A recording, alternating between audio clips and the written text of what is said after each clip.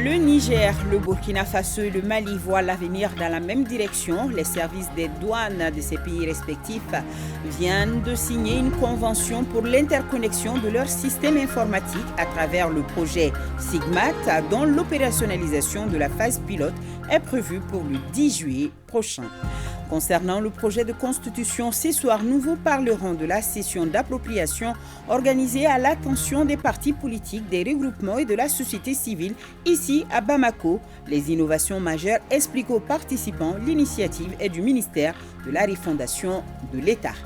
À Kouloukourou et à Mopti, cérémonie de prestation de serment des membres de l'autorité indépendante de gestion des élections, EGE, de ces dirigeants. Ces derniers, en prêtant serment, prouvent ainsi leur responsabilité à accomplir en toute impartialité leurs fonctions pour une réussite totale des élections. Djemba Moussa Kounate et Oumar Maïga, nous ferons le point depuis nos stations régionales. Fin ce mercredi 24 mai des épreuves du diplôme d'études fondamentales sur toute l'étendue du territoire national. Nous sommes allés à la rencontre des élèves et parents ainsi que du personnel enseignant. Comment chacun a vécu ces 3 jours de grande concentration et de stress. Le constat est fait par Awa Adama Koulibaly et Yaya Kone. Voilà pour le sommaire. Soyez les bienvenus sur ORTM 1. Bonsoir à tous. Jour de conseil ce mercredi. À mes côtés sur ce plateau, Ibrahima Djombele. Bonsoir. Bonsoir, Nyanya El Traoré. Vous allez bien, Ibrahima? Alhamdoulilah. Alors, vous allez lire le communiqué du Conseil des ministres qui s'est tenu aujourd'hui donc à Koulouba sous la présidence du colonel Assimi Goïta, président de la transition, chef de l'État. Après examen des points inscrits à l'ordre du jour, le Conseil a adopté des projets de texte, procédé à des nominations et entendu des communications. C'est à vous, Ibrahima. Chaque fois avec le même plaisir d'être avec vous. Merci. Mesdames et messieurs, bonsoir. Et comme à l'accoutumée, nous ouvrons par le chapitre des mesures législatives et réglementaires. Sur le rapport du ministre délégué auprès et dû au Premier ministre chargé des relations, chargé des réformes politiques et institutionnelles, le Conseil des ministres a adopté un projet de décret déterminant les modalités du vote par anticipation des membres des forces de défense et de sécurité à l'occasion du référendum constitutionnel de 2023. La loi électorale dispose que le scrutin a lieu un dimanche. Toutefois, en cas de nécessité et hormis le cas de l'élection du président de la République, le scrutin peut se tenir tout autre jour de la semaine. Elle prévoit aussi qu'en cas de nécessité, les membres des forces de défense et de sécurité peuvent exercer leur droit de vote par anticipation le dimanche précédent le scrutin général. Dans ce cas, le dépouillement des bulletins a lieu en même temps que celui du scrutin général et dans les mêmes conditions. Le décret numéro 2023-0276 PTRM du 5 mai 2023 portant convocation du collège électoral, ouverture et clôture de la campagne électorale à l'occasion du référendum constitutionnel prévoit le déroulement du scrutin référendaire le dimanche 18 juin 2023 et le vote par anticipation des membres des forces de défense et de sécurité le dimanche précédent, soit le 11 juin 2023. Le projet de décret est adopté en application des dispositions de la loi électorale. Il définit les modalités du vote par anticipation des membres des forces de sécurité et de défense. 2. Sur le rapport du ministre des Transports et des Infrastructures, le Conseil des ministres a adopté un projet de décret fixant le cadre organique de la cellule des travaux routiers d'urgence. La cellule des travaux routiers d'urgence est créée par la loi numéro 03029 du 21 juillet 2003, modifiée avec pour mission l'exécution des travaux d'aménagement et d'entretien routier nécessités par l'urgence, la réparation des dommages causés aux routes et aux ouvrages de franchissement par les intempéries et les calamités, l'exécution des travaux d'entretien routier dans toutes les zones géographiques où l'entretien du réseau routier n'est pas assuré par les entreprises privées.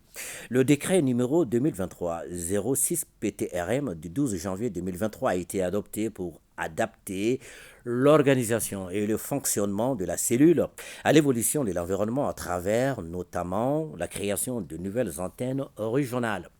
Le projet de décret adopté intègre cette nouvelle organisation dans le cadre organique et dote pour les 5 prochaines années la cellule en personnel nécessaire pour l'exécution de ces missions. Au chapitre des mesures individuelles, le Conseil des ministres a procédé à des nominations. La liste nominative des intéressés est disponible sur le site web du secrétariat général du gouvernement, c'est le www.sgg-mali.ml et dans le journal L'Essor. Au chapitre des communications, sur le rapport du ministre des Transports et des Infrastructures, le Conseil des ministres a pris acte d'une communication relative aux modalités d'exploitation du trafic ferroviaire de voyageurs et de marchandises par la Société de patrimoine ferroviaire du Mali. Le transport ferroviaire est vital pour les régions traversées par les rails et essentiel pour le Mali tout entier. Il joue un rôle important dans le cadre de la complémentarité des modes de transport. L'arrêt du trafic ferroviaire et les activités qui y sont liées depuis mai 2018 a réduit les revenus des usagers et riverains des rails, atteint le moral des ménages, impacté la mobilité des populations et ébranlé l'économie tant dans les régions traversées qu'à l'échelle nationale. Dans le cadre de la mise en œuvre du plan d'urgence de relance du trafic ferroviaire adopté le 2 octobre 2019, le ministère des Transports et des Infrastructures a réalisé, à travers la Société du patrimoine ferroviaire du Mali, plusieurs activités parmi lesquelles on peut citer, entre autres, la réhabilitation de 19 gares de Bamako à Caille, la réhabilitation des ateliers centraux de Corofina et le dépôt de Caille, l'acquisition des équipements mécaniques et outillages pour les travaux de voie, le traitement des points critiques de la voie entre Bamako et Caille, la pose des traverses en bois sur les ouvrages d'art de Bamako à Diboli, le confortement des ponts de Galougo, Maïna et Tukoto, la réparation des locomotives CC 2205 et CC 2207, la réparation des voitures, fourgons et générateurs de la rame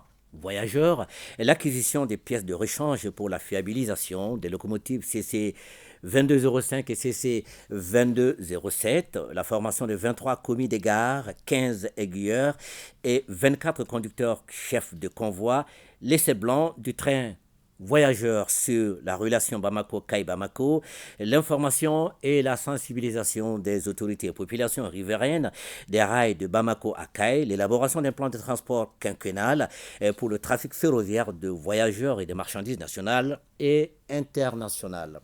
Après la réalisation de ces activités, la relance du trafic ferroviaire de voyageurs et de marchandises est subordonnée à la définition du cadre de gestion du trafic. La présente communication vise à faire assurer par la Société de patrimoine ferroviaire, à travers une convention sur la période 2023-2027, l'exploitation du service ferroviaire de voyageurs et de marchandises entre Bamako et Diboli en conformité avec la réglementation en vigueur.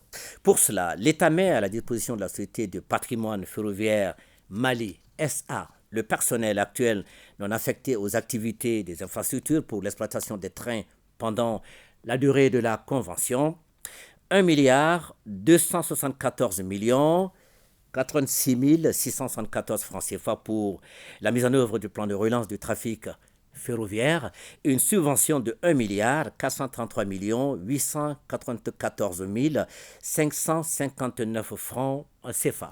Le plan d'investissement est évalué à 6,26 milliards de francs CFA, dont 4,766 milliards de francs CFA pour la première année et 1,260 milliards de francs CFA pour la deuxième année d'exploitation.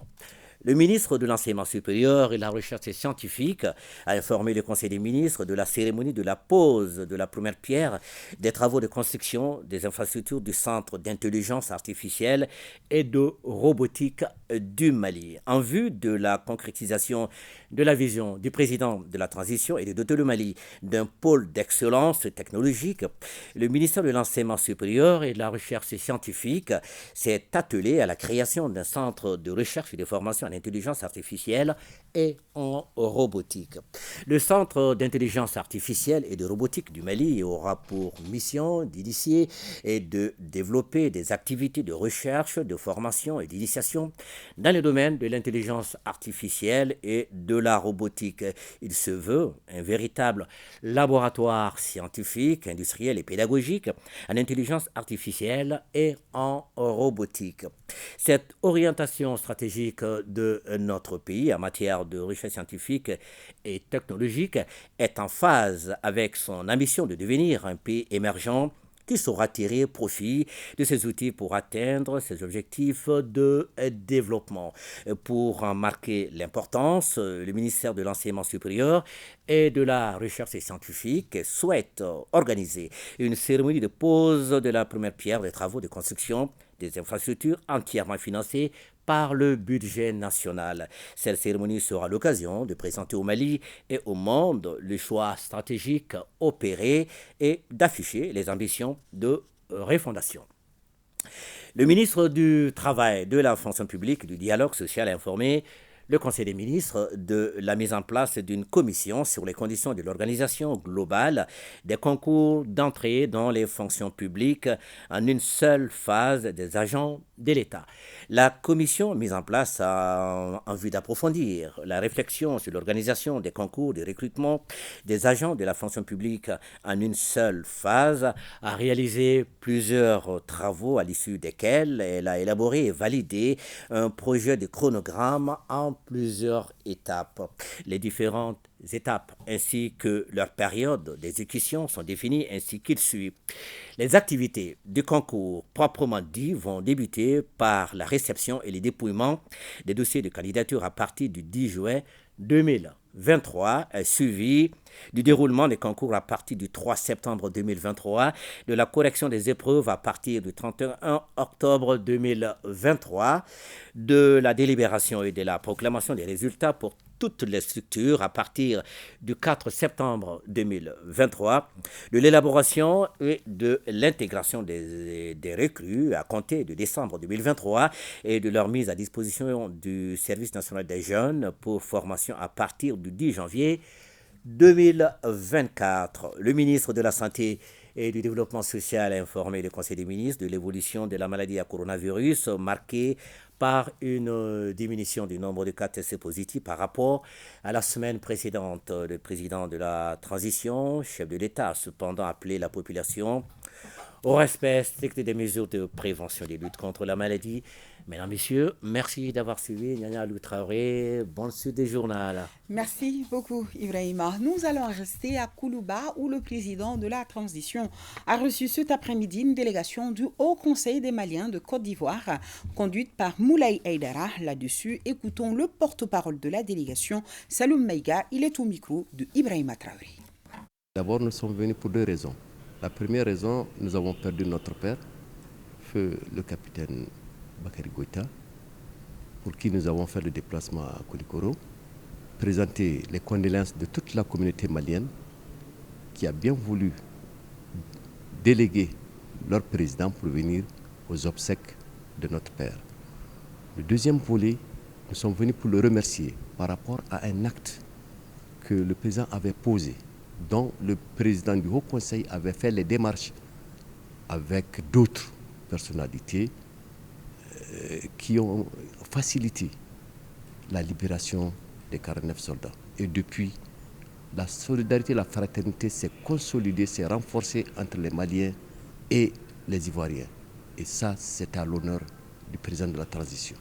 Nous sommes en parfaite symbiose avec nos hôtes ivoiriens. Et puis ensuite, on a profité de décrire un peu la situation de la communauté, apporter les nouvelles de la communauté et certaines doléances. Les doléances, c'est juste la frontière au niveau des tracasseries. Nous souhaiterions réhabiliter le poste de Zégoua pour faciliter le va-et-vient des Maliens qui entrent et qui sortent en Côte d'Ivoire.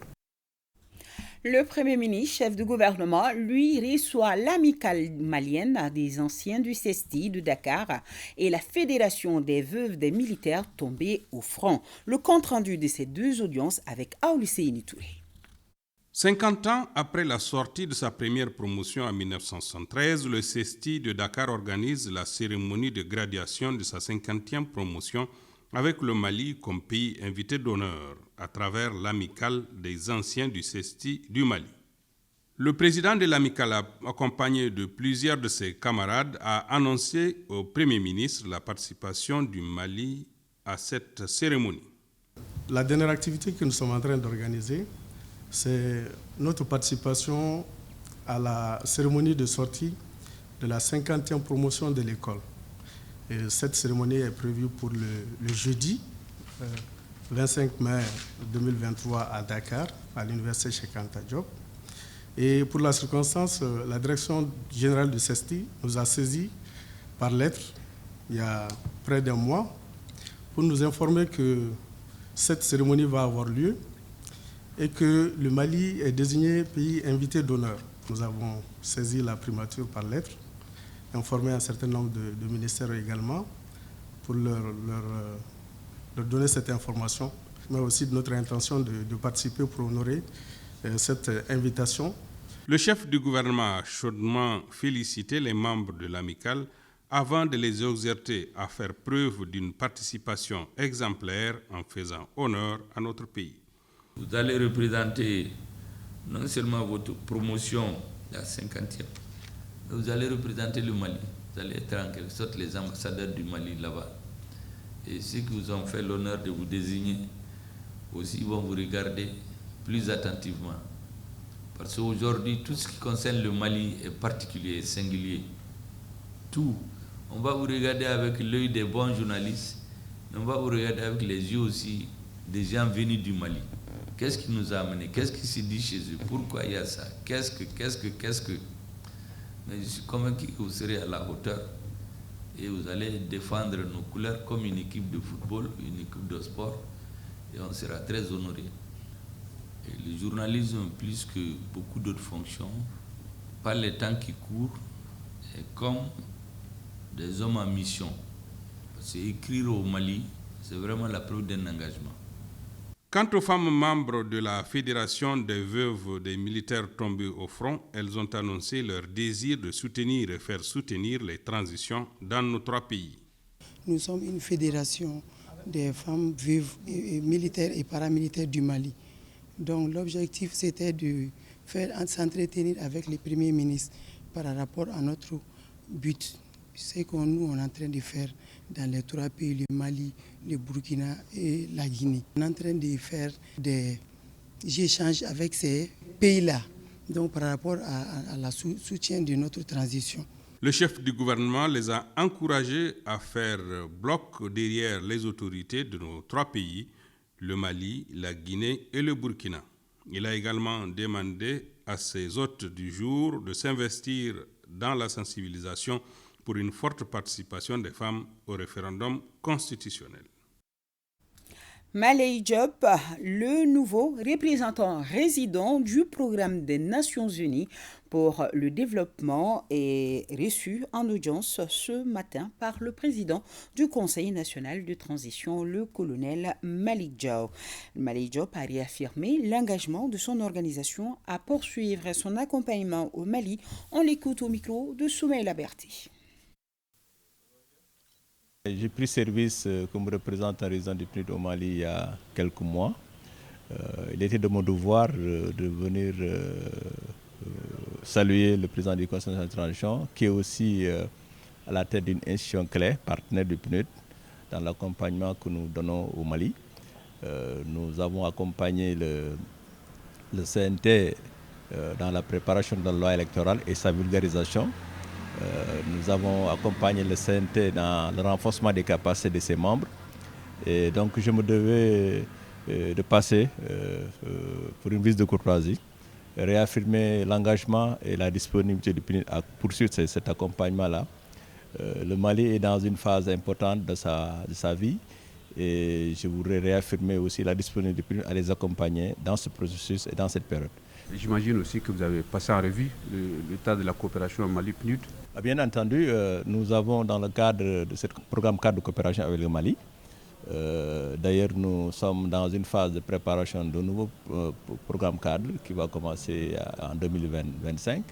Mais dans le cadre du programme actuel, effectivement, le PNUD étant l'entité des Nations Unies qui accompagne le processus, la gouvernance, composant dans laquelle l'accompagnement que nous avons donné au CNT s'inscrit. Je voudrais profiter de cette occasion, encore une fois, réaffirmer notre disponibilité pour que cet accompagnement soit renforcé et porté à de nouvelles hauteurs. Dans le sommaire, je le disais, le Niger, le Burkina Faso et le Mali voient l'avenir dans la même direction. Les services des douanes de ces pays respectifs viennent de signer une convention pour l'interconnexion de leurs systèmes informatiques à travers le projet Sigma, dont l'opérationnalisation de la phase pilote est prévue pour le 10 juillet prochain. Il s'agit, à travers cette signature de convention, de simplifier les formalités douanières et sécuriser les recettes douanières de ces trois pays, nous précise Tamsir Diabaté, Tchédje Kamara. Le Niger, le Burkina Faso et le Mali s'engagent à travers ces signatures de conventions à faire de leur administration douanière un outil d'intégration au service du développement. Cela à travers la concrétisation et l'opérationnalisation de l'interconnexion des systèmes informatiques des douanes de ces trois pays. Ce grand pas qui vient d'être franchi en matière de coopération douanière dénote que ces pays partagent les réalités socio-économiques, donc obligés de regarder dans la même direction. En procédant à la signature de ces deux outils de facilitation et de sécurisation du transit des marchandises, vous optez pour l'échange automatique de données électroniques concernant les marchandises en transit d'une frontière à une autre. Cette étape symbolique est une opportunité à saisir pour améliorer la mobilisation et la sécurisation des recettes douanières, lutter efficacement contre la fraude et les trafics illicites et faciliter les échanges. Aussi, je vous exhorte vivement à en faire un usage judicieux, c'est-à-dire un outil opérationnel de tous les jours. Ainsi, les trois directeurs généraux, sur recommandation des experts, manifestent la volonté d'accélérer la mise en œuvre de la phase pilote du projet SIGMAT. Au cours de cette réunion, les experts ont soumis à leur appréciation et validation un protocole d'accord et une instruction cadre relatif à l'interconnexion des systèmes informatiques des administrations des douanes des trois pays. Ils se sont engagés à veiller au respect strict du chronogramme de déploiement de SIGMAT et à la mise en œuvre des recommandations formulées, notamment le démarrage de la phase pilote de l'interconnexion le 10 juillet 2023. La tenue de la réunion d'évaluation le 10 octobre 2023 à Ouagadougou. Le port de la tenue douanière réglementaire lors des prochaines rencontres entre les administrations douanières. Une large communication sur le projet SIGMAT. Et si l'un des avantages du SIGMAT est de simplifier les formalités douanières et sécuriser les recettes, un ouf de soulagement se faisait sentir sur le visage des directeurs généraux des douanes. Ces instruments que nous venons d'adopter aujourd'hui vont consacrer une avancée forte pour chacune de nos trois administrations en matière de gestion des marchandises en transit.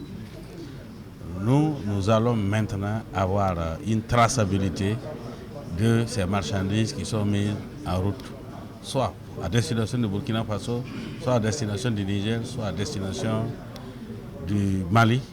Et nous allons imaginer les formules pour répandre cette réforme au niveau de tous les autres États de la CEDEAO. Ce protocole que nous avons signé et l'instruction cadre en matière de transit sont des facteurs très importants dans le cadre de la facilitation du commerce entre nos trois États. Et ça permet aux États aussi de faire des arbitrages en ce qui concerne tout ce qui est entré en termes de marchandises et aussi d'avoir une démarche concertée en matière de gestion de tous les flux de marchandises. La rencontre de Bamako sur l'interconnexion des systèmes informatiques des douanes du Niger, du Burkina Faso et du Mali a servi de cadre pour passer au peigne fin les difficultés liées à la tracasserie douanière entre ces trois pays. Et toujours avec le directeur Konaté en marge de la rencontre de Bamako sur l'interconnexion des systèmes informatiques des douanes du Niger, du Burkina Faso et du Mali, les discussions ont également porté sur la coopération douanière entre le Mali et le Niger. C'est à la faveur d'un huis clos entre les directeurs généraux et à l'issue des échanges, le Niger envisage dans un communiqué officiel à lever ses restrictions sur les marchandises maliennes. Nous vous proposons d'écouter Bakari Molimi, directeur général des douanes du Niger, au micro de Tamsir Diabati. Au cours de ces échanges, les experts se sont félicités des avancées significatives enregistrées. Toutefois, la partie malienne a relevé la persistance des impositions et des restrictions observées sur les marchandises en transit par le Niger à destination du Mali et a demandé à la partie nigérienne d'intercéder auprès de plusieurs autorités nationales pour la levée des dites restrictions et impositions, et ce, conformément aux dispositions communautaires en la matière. À cet égard, les douanes nigériennes prennent bonne note de la préoccupation exprimée par le Mali et des dispositions prises pour la présence effective des douanes maliennes sur les frontières nigéro-malienne, notamment à Labezenga. Aussi, la partie nigérienne s'engage-t-elle à soumettre à la hiérarchie les avancées relevées en vue d'un retour rapide à la normale, en levant les impositions et les restrictions observées sur les marchandises en transit à destination du Mali. Séance d'échange entre la direction de la communication et des relations publiques de la présidence du Burkina Faso et la cellule de communication et des relations publiques de la présidence du Mali. L'exercice s'inscrit dans le cadre d'une visite de partage d'expériences entre les deux structures. Nouhoum Sissoko nous en parle. Le responsable de la DIRCOM, direction de la communication et des relations publiques de la présidence du Burkina Faso, est en visite au Mali. Objectif, échanger d'expériences avec la cellule de communication et des relations publiques de la présidence du Mali. Au cours de leur séance de travail, les deux patrons se sont évertués à expliquer la mission, le fonctionnement, les moyens et les approches de communication, le partenariat avec les médias publics et privés, ainsi que les difficultés de leur structure. Nous avons eu une séance de travail assez fructueuse et qui nous a permis d'échanger sur les différentes méthodes de travail, comment nous procédons ici sur le terrain et leur façon aussi de faire. Et ça nous permettra par la suite de consolider davantage les liens de coopération. Et il y aura une fluidité dans les échanges désormais entre nous. Il s'agit aussi pour les deux parties de renforcer leur approche de communication dans un environnement marqué par des défis sécuritaires et la désinformation. Cette visite nous permet de passer en revue les questions de la communication de nos premières institutions. Donc cela est d'autant plus important que nous faisons face dans notre environnement de travail à une manipulation et à une désinformation constante. Et toute chose qui est motivée aussi par des tensions géopolitiques et géostratégiques. Et face à cette situation, nous devons à la limite de créer notre propre voie, qui est de mettre au cœur de nos préoccupations, sinon de nos stratégies de communication, les préoccupations des populations, qui sont pour la bonne cause fortement engagées auprès de nos autorités pour le changement et la prospérité de nos nations.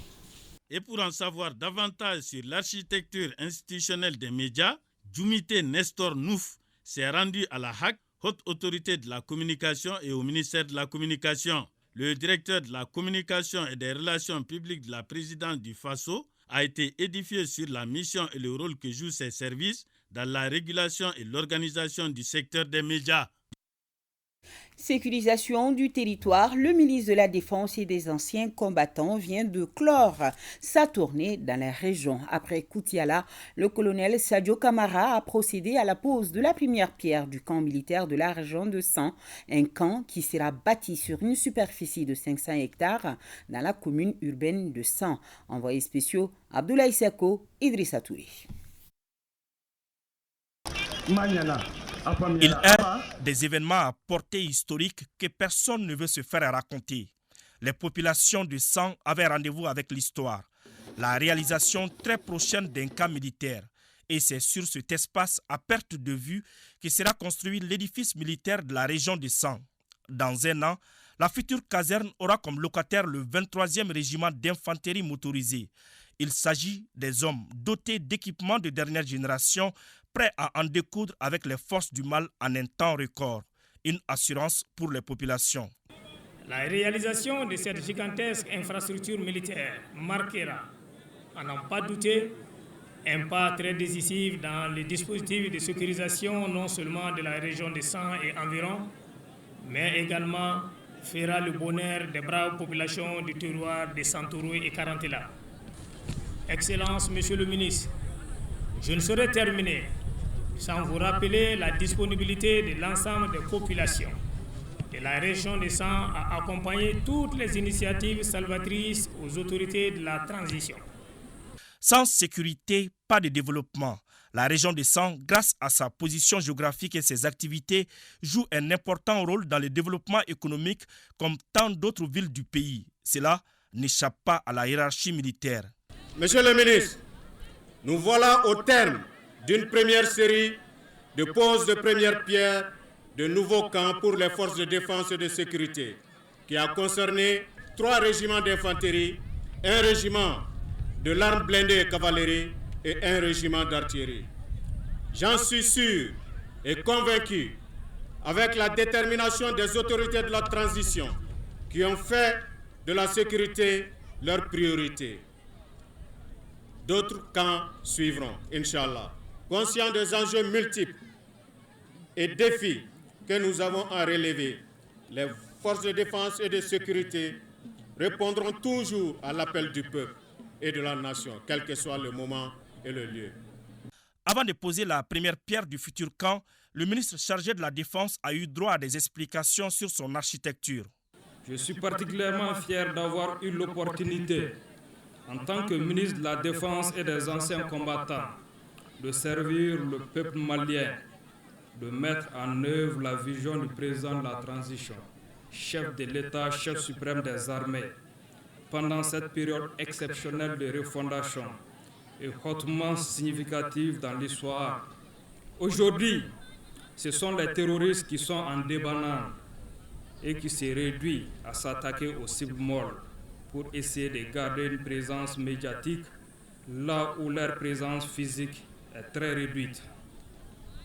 La confiance est revenue entre les populations et les FAMA et cela fait une grande différence.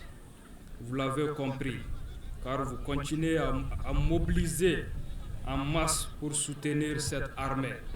Votre armée qui ne cessera jamais de se battre pour vous, malgré les gesticulations des terroristes à bout de souffle, malgré les manipulations médiatiques de ceux qui cherchent à vous mettre dos à dos. Vous l'avez compris, car vous ne vous laissez pas influencer par les rapports biaisés et téléguidés de ceux qui avaient fait de notre pays leur terrain de jeu et qui, en mauvais perdants, tels des enfants gâtés, écartés du jeu, veulent corrompre l'arbitre et emporter avec eux le ballon du match. Restez derrière vos FAMA pour une armée républicaine unie, forte et solidaire, toujours au contact et au service de son peuple. Dans la cité de Santoro en Karantela, le patron de la défense n'a pas dérogé à la règle. En marge de la cérémonie, le colonel Sadio Kamara a rendu une visite de courtoisie aux 4 chefferies traditionnelles de la région.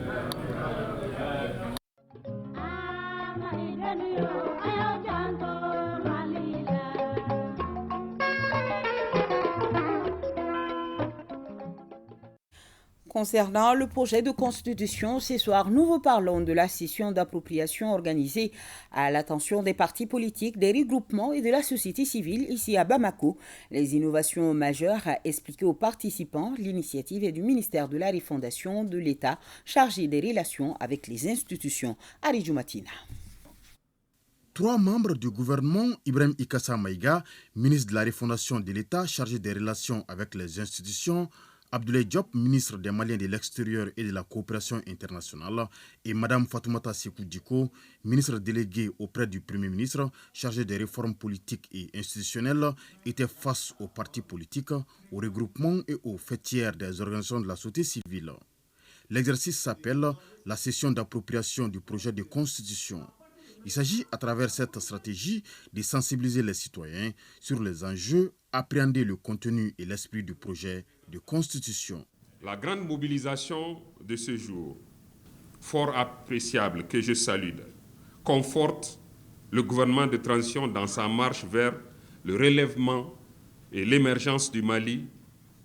Je souhaite donc vivement que cette rencontre puisse être l'occasion de débats ouverts, productifs et riches, de contributions en vue de mieux apprendre, comprendre et appréhender selon le cas. L'expert de la cellule de coordination, lors de la rencontre, a tenu à expliquer les principales dispositions du projet, notamment les nombreuses innovations refondatrices. Les différentes questions posées par les participants sont répondues par l'expert et les ministres. La démarche a permis d'éclairer plusieurs zones d'ombre, puis rassurer les citoyens sur leurs aspirations de refondation. J'ai trouvé ça salutaire de la part du gouvernement, parce qu'au lieu de se prononcer ou bien de se décider à voter oui, il faut comprendre le contenu.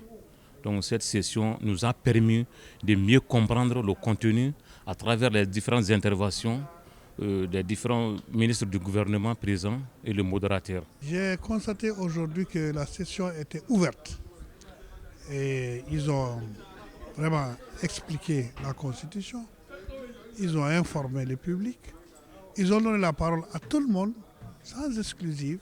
Les gens ont posé des questions, ils ont répondu sagement. J'ai senti le cœur qui a parlé de ceux qui sont venus représenter le gouvernement. Et ça, je dis bravo.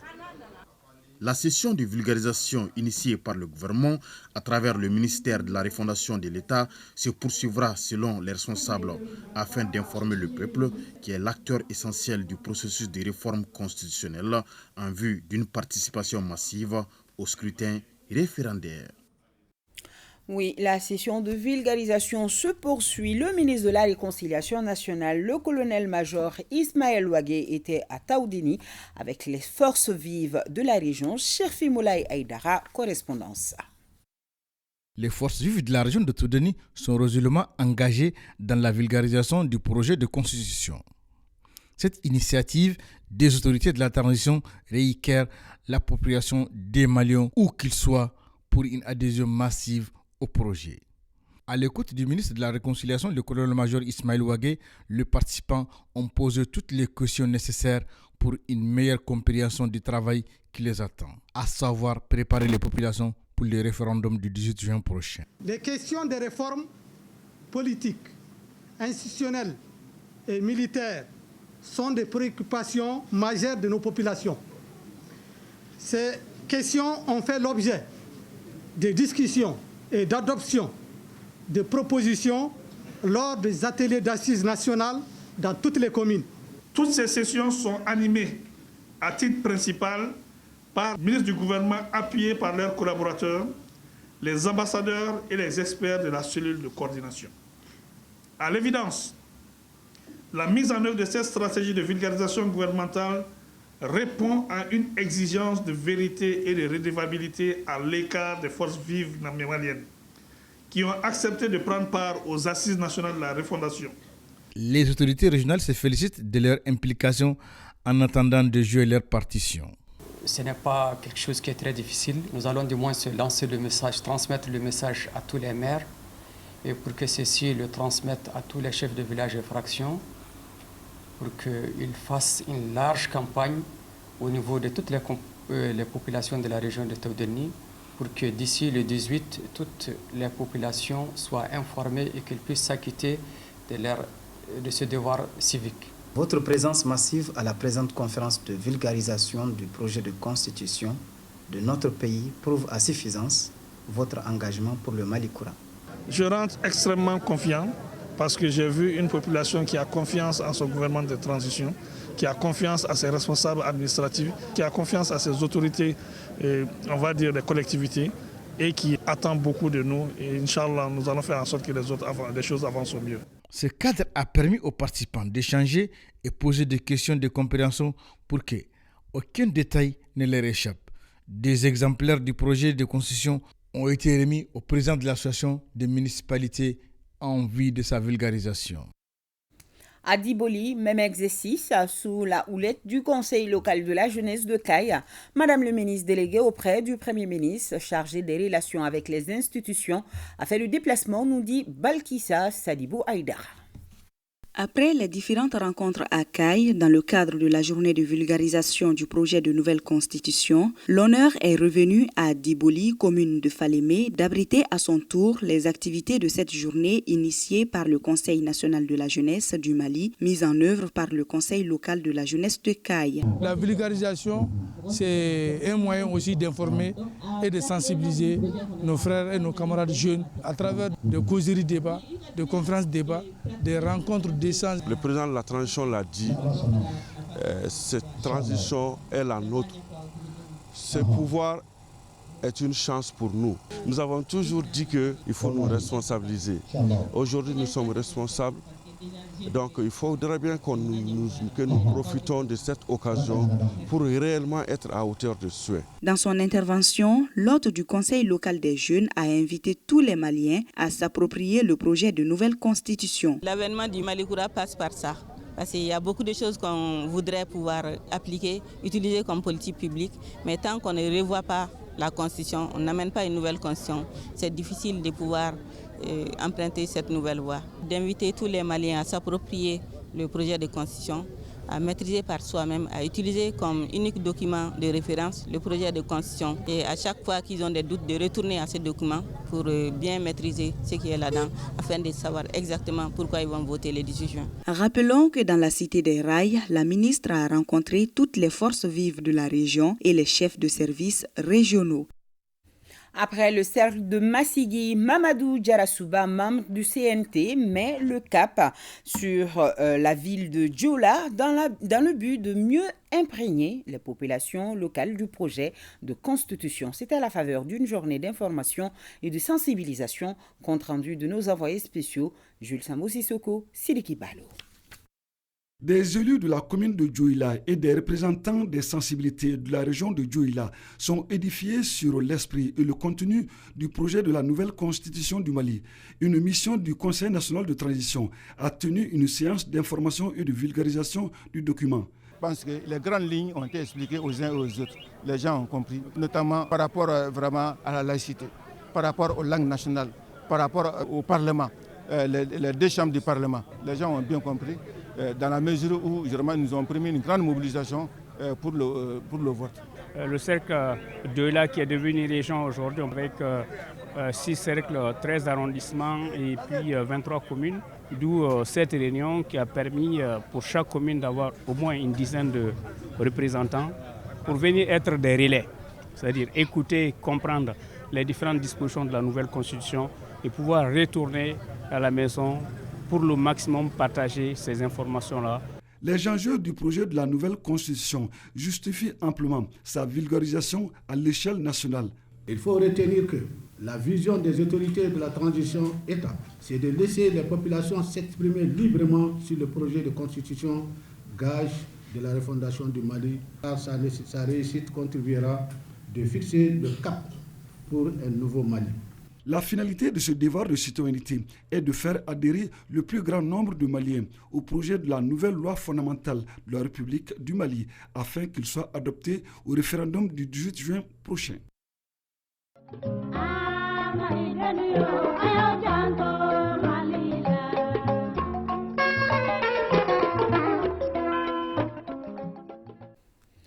À Koulikoro et à Mopti, cérémonie de prestation de serment des membres de l'autorité indépendante de gestion des élections EJ de ces dites régions, Oumar Maïga, Djemba Moussa Konaté depuis nos stations régionales. Ils sont 77 membres de l'autorité indépendante de gestion des élections EJ de la région de Koulikoro à prêter serment au tribunal de grande instance de Koulikoro ce mardi 23 mai 2023. Une cérémonie qui s'est déroulée en 2 étapes. La première a eu lieu au gouvernorat de Koulikoro où les récipiendaires ont tout d'abord reçu leur décision de nomination. Les échéances électorales de la transition qui s'annoncent à cet égard seront pour nous le premier test grandeur nature. Pour la réussite de ces échéances, il me plaît de noter que de nombreux défis sont au rendez-vous que nous aurons l'obligation patriotique de relever. Quant au gouverneur de région, le colonel Lamine Kapori Sanogo, il a félicité les membres de l'EJ pour le choix porté sur eux et les a exhortés à défendre l'intérêt du peuple malien dans l'exercice de leurs fonctions. En ce qui concerne les pouvoirs publics, et aussi au niveau de la société civile et au niveau des partis politiques, ce fut, je crois, le choix aussi, le tirage au sort, ou même des élections. Donc nous vous remercions tous et nous vous souhaitons bonne chance pour la suite. Au tribunal de grande instance de Koulikoro, le représentant du ministère public a, dans son réquisitoire, rappelé aux récipiendaires que l'accomplissement correct de leur mission est primordial dans la construction d'un État démocratique. Le tout premier test à venir pour vous, membres de l'EJ, demeure le référendum portant sur la révision constitutionnelle. Statuant publiquement en premier ressort, le vice-président du tribunal de grande instance de Koulikoro a reçu le serment des 77 membres de l'EJ avant de les renvoyer dans l'exercice de leurs fonctions. Votre rôle est plus que jamais capital pour prévenir et même soigner les tares que notre démocratie a vécues. Votre mission principale est l'organisation et la gestion de toutes les opérations référendaires et électorales. C'est pourquoi vous devez avoir constamment à l'esprit le serment de la formule pour ne pas faillir dans l'accomplissement de votre mission. Rappelons que la coordination régionale de l'EJ est composée de 4 commissions. Il s'agit de la commission des affaires administratives et financières, des opérations électorales et de la formation, du fichier électoral et celle logistique. La bonne organisation du processus électoral passe par une bonne organisation matérielle et la mise en place des organes de gestion des élections. Et c'est aux environs de 8h15 que l'avion transportant les matériels électoraux des régions du Nord a atterri à l'aéroport Ambodidio de Sévaré. Le constat est un peu plus clair. Nous sommes là à la réception d'un vol spécial contenant du matériel électoral, des imprimés électoraux et des cartes d'électeurs en vue de la réussite du référendum du 18 juin. Pour la gestion des élections à venir, ils sont au total 21 membres de l'autorité indépendante de gestion des élections, issus des pouvoirs publics, des partis politiques et de la société civile de Mopti, à recevoir leurs notifications et à prêter serment au tribunal de première instance de Mopti. L'objectif fondamental est de rendre le processus électoral plus transparent, crédible et administré avec professionnalisme.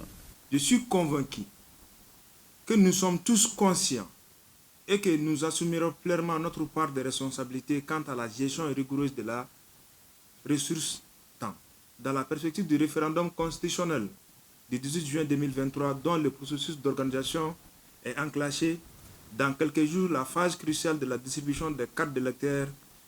Je me permets d'ores et déjà de vous inviter à veiller à ce que ces opérations se déroulent dans les meilleures conditions, afin que chaque citoyen inscrit sur la liste électorale puisse entrer en possession de sa carte d'électeur. Chargé de la gestion du processus électoral du niveau régional au niveau local et communal, la création de l'EJ est une recommandation forte des Assises nationales de refondation afin de relever les défis de la bonne organisation des élections qui, jadis, étaient source de tensions entre les différents acteurs. Appel du mouvement Yerewolo debout sur les remparts au cours d'une conférence de presse. Il invite les Maliens à sortir ce jeudi 25 mai 2023 au Palais des Sports Salamatou Maïga, Aliou Abdoulaye Touré pour plus de détails. Cette conférence de presse voulue par le mouvement Yerawolo Debout sur les remparts se veut un appel patriotique pour demander le départ de la MINUSMA du Mali. Il s'agit aussi pour les organisateurs de donner des éléments d'information qui motivent leur décision. C'est un appel patriotique à tous les Maliens de se mobiliser le jeudi 25 mai 2023 à partir de 14h. Partout au Mali, c'est une mobilisation générale parce que notre pays est agressé par l'ennemi étranger et à travers des rapports mensongers, on veut incriminer notre vaillante armée. Et le peuple dit non, non et non. Aujourd'hui, tout le peuple malien est mobilisé pour une seule cause, c'est qu'il y a eu un débat autour d'un sujet. Le sujet est très simple, ça c'est la question de la MINUSMA. Et après 10 ans de débat pour et contre la MINUSMA, aujourd'hui l'histoire retient que la MINUSMA est condamnée au statut d'ennemi de la République. Et voilà pourquoi le peuple malien se met debout pour chasser la MINUSMA. Et c'est ce qui explique la mobilisation d'aujourd'hui. Pour atteindre cet objectif, le mouvement est soutenu par une trentaine d'associations et organisations de la société civile, notamment le M5 RFP, Fusi Mali, le Korema, Sentinelle Malikoura et bien d'autres. La motivation, elle est toute simple, c'est pour le Mali. Et nous sommes pour le Mali. Et quand vous êtes pour le Mali, je pense que cet appel, il est bien perçu. C'est un appel national. C'est un appel patriotique, ça concerne l'avenir du Mali. Donc tout ce qui rentre dans le cadre du soutien de la transition, qui rentre dans le cadre de libérer le Mali et de libérer l'Afrique, nous sommes là pour ce grand rendez-vous.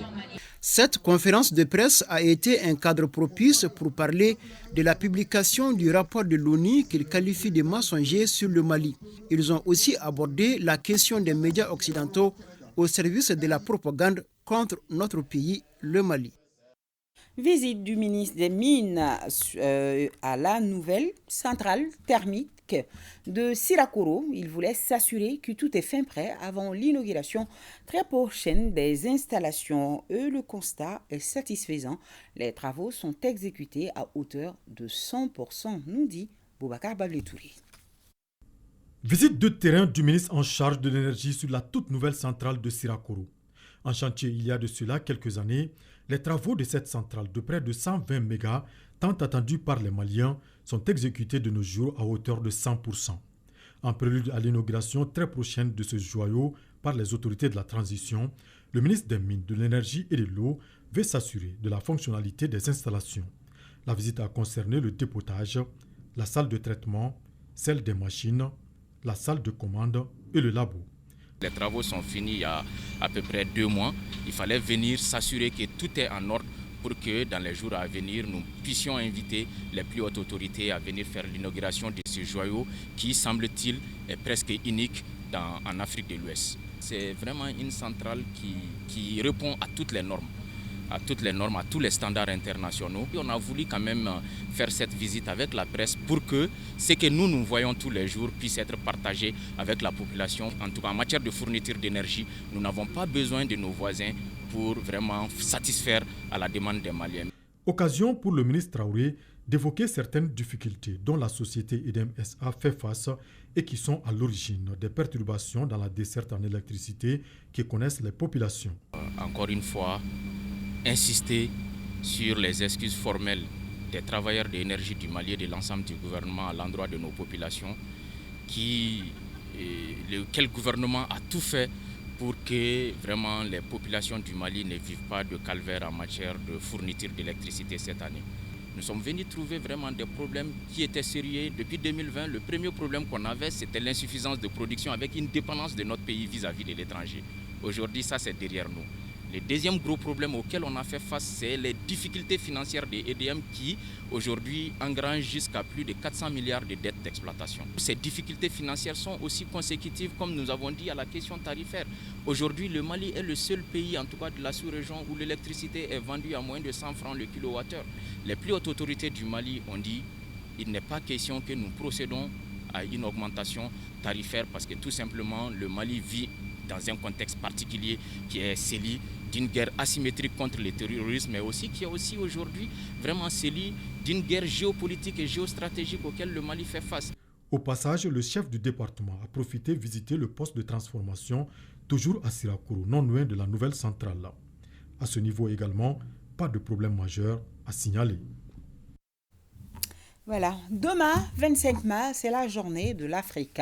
Cette journée est placée sous le thème « La ZLECAf, défis, enjeux et perspectives dans le contexte de la refondation pour une intégration réussie au Mali ». À cette occasion, le ministre des Maliens établi à l'extérieur et de l'intégration africaine a fait une déclaration dont la synthèse est faite ici par Sokona Kamisoko. Pour nous, cette date marque une victoire de l'Afrique et de la liberté sur l'impérialisme et la tyrannie. Elle a marqué la libération de la majorité des peuples africains placés sous le joug de la colonisation et de l'exploitation de l'homme africain. Le 25 mai nous donne également l'occasion de rendre de vibrants hommages aux pères fondateurs de l'OIA. Je vais nommer ici Haïlé Sélassié, Modibo Keïta, Kwame Nkrumah, Ahmed Sékou Touré, Ahmed Ben Bella, Patrice Lumumba et tant d'autres. Le thème du 60e anniversaire de la création de l'OIA est accélération de la mise en œuvre de la zone de libre-échange continentale africaine, ZLECAf. La ZLECAf est un projet phare de l'agenda 2063 visant à créer un marché unique africain des biens et des services qui sera facilité par la libre circulation des personnes, des capitaux et des investissements pour approfondir l'intégration économique.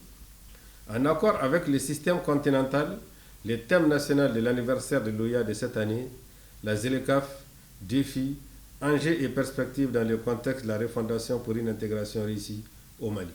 La vision malienne de l'unité africaine est celle d'une Afrique sans frontières, politiquement unie, formant un seul et unique corps économique et social où les citoyens libres et solidaires circulent comme le sang dans le corps humain. Les autorités de la transition, dans le cadre de l'élaboration du projet de constitution, sont restées fidèles aux dispositions constitutionnelles relatives à l'unité africaine. C'est aussi pour cela que les autorités de la transition, par décret numéro 2022-0639/PTRM du 3 novembre 2022, ont institué la carte d'identité biométrique de la CEDEAO pour non seulement raffermir la citoyenneté communautaire des Maliens, mais aussi pour améliorer la carte d'identité nationale et la carte d'électeur aux prochaines élections, tout en permettant aux migrants maliens de circuler librement dans toute la sous-région ouest africaine. Et justement, ce communiqué du ministre du Travail, de la fonction publique et du dialogue social, en application des dispositions de la loi numéro 05040 du 22 juillet 2005, relative aux fêtes légales en République du Mali, la journée du jeudi 25 mai 2023, journée de l'Afrique, est chômée et payée sur toute l'étendue du territoire national. Le ministre de la Santé et du Développement social vient de participer à Genève aux travaux de la 76e Assemblée mondiale de la santé. Écoutons le ministre de la Santé, un extrait choisi par Garibou Pirou. Nous sommes entièrement mobilisés pour atteindre nos objectifs relatifs à la mise en place de la couverture sanitaire universelle nécessaire à la sécurité sanitaire, à la réduction de la pauvreté et à l'équité, y compris l'équité genre, conformément aux engagements des objectifs de développement durable.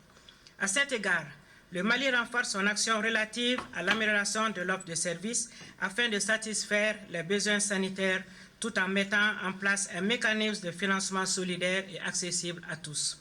Pour l'amélioration de l'offre de soins, une vaste réforme du système de santé a été engagée afin de rapprocher davantage les soins de santé de qualité aux usagers. Elle se traduira par des actions de renforcement des infrastructures existantes, du personnel, des équipements et surtout par le développement de la santé communautaire qui est en première ligne. S'agissant de la protection sociale fondée sur l'organisation de la demande de services de santé par la solidarité, le taux de couverture actuel des différents dispositifs d'assurance maladie est de 22% de la population du Mali. L'écart à combler sera pris en charge à travers le régime d'assurance maladie universelle en cours de mise en œuvre. Dans le cadre de la lutte contre les maladies tropicales négligées, le Mali est parvenu à remplir les critères pour l'élimination du trachome en 2023. Je salue à cet effet le soutien de l'OMS et de tous les partenaires. Nous sommes déterminés à renforcer la veille sanitaire concernant toutes les maladies qui impactent la santé de nos populations. Aussi, le Mali dispose d'une plateforme nationale Une seule santé qui assure l'élaboration et le suivi de la mise en œuvre du plan national de sécurité sanitaire. Ce qui nous amène à faire le point Covid de ce 24 mai 2023 sur 93 tests réalisés, 0 cas positifs, 0 guéris, 0 décès. Personne n'est sous traitement. Pour vous protéger et protéger les autres, suivez les mesures de prévention et faites-vous vacciner. Fin ce mercredi 24 mai des épreuves du diplôme de titre fondamental sur toute l'étendue du territoire national. Nous sommes allés à la rencontre des élèves, des parents d'élèves ainsi que du personnel enseignant. Comment chacun a vécu ces 3 jours de grande concentration et de stress? Le constat est fait par Awa Adama Coulibaly et Yaya Kouni. Il est 14h passé de 30 minutes. Nous sommes au centre Mamadou Konaté. Les candidats s'apprêtent à aborder l'anglais, la toute dernière épreuve. Les surveillants sont à la tâche. Les élèves sont fouillés un à un. Au groupe scolaire de Sabaliboukou, Assitan est confiante. Elle trouve l'organisation parfaite. Il n'y a aucune épreuve qui a été difficile pour moi. Les surveillants nous suivaient très bien et les élèves ne pouvaient pas voler. Selon les chefs des centres, aucun incident n'a été enregistré depuis le début des examens. On a anticipé les choses, donc personne ne vient au centre avec un sac ou bien avec un téléphone. Donc ça facilite le travail, surtout avec la sécurité. Il se plie à la réglementation en vigueur, parce que toutes les parties prenantes ont été impliquées et sensibilisées par rapport à ce problème. Certains parents sont aux aguets. Venus chercher leurs enfants, ils trouvent correctes les mesures prises par le gouvernement pour le bon déroulement des épreuves sans fraude. J'ai vraiment une bonne impression par rapport à cette initiative pour que nos enfants sortent avec le niveau réel de la classe fréquentée. Vu la situation de l'enseignement aujourd'hui chez nous, vu tout ce qui se passe par rapport à la tricherie, c'est des bonnes mesures. 2 heures après, les candidats ressortent des salles, certains sceptiques, d'autres optimistes. C'est un peu compliqué, mais pas trop. Maintenant, je me sens libérée, mais après le stress pour les résultats. Pour moi, les examens, ça a été parce que si tu apprends tes leçons, tu révises et tout, l'examen, c'est facile pour toi. Et Inch'Allah, je vais avoir mon DF. En attendant les résultats, les candidats du DF passent la main aux élèves de terminale qui débutent les épreuves du baccalauréat le 19 juin prochain. Et bonne chance à tous les candidats. Merci Awa Adama Coulibaly. Le RTM vous présente un numéro spécial Guélécan en prélude à son grand bal des costumes traditionnels ce vendredi. Cette émission spéciale de Guélécan traite le thème du bal, nos traditions, habillement, musique et art culinaire. Un numéro dans lequel la jeunesse interpelle la sagesse. Guélécan, réalisé par Famoussa Magassa et Chekoumar Sangare, est à voir tout à l'heure après ce journal. Après ce journal également, vous avez la page météo animée par Abdoulaye Keïta. Moi, je dis un grand merci à nos téléspectateurs de Caille, de Diboli et de Sandaré. Je vous donne rendez-vous demain, 20h, sur ce même plateau. Bonsoir à tous.